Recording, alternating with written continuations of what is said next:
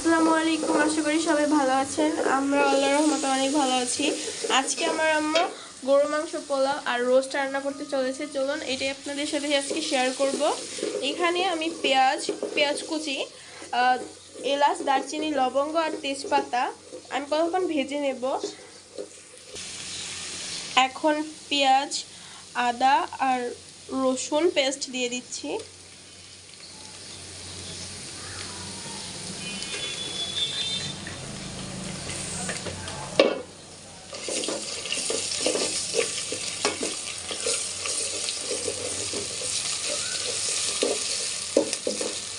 এখন দিলাম লঙ্কা গুঁড়া,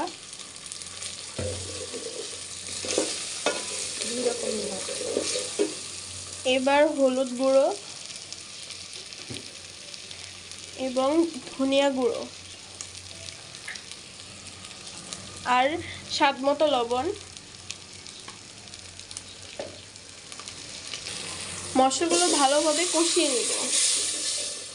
আমি এখানে অল্প একটু পানি দিয়ে নিলাম। দেখুন আমার মশলা কষানোটা এখন হয়ে গেছে। এখন এখানে গরু মাংস দিয়ে দেব।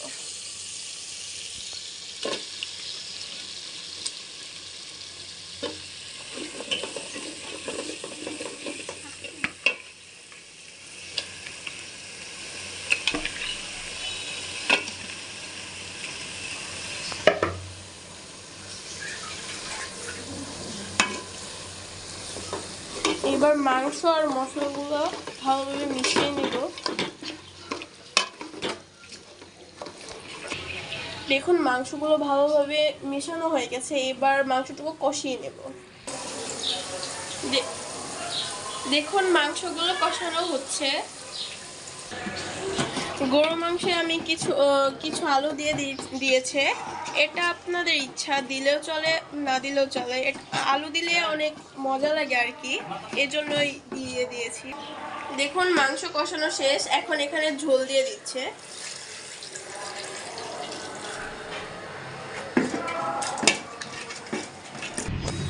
দেখুন আমাদের মাংস রান্নাটা কিন্তু হয়ে গেছে। এবার এটাকে আমরা নামিয়ে নিব। দেখুন মাংসের কালারটা কিন্তু অনেক সুন্দর এসেছে। আর আমার মনে হচ্ছে খেতে অনেক সুস্বাদু হবে। আপনারা এটা বাসায় ট্রাই করবেন।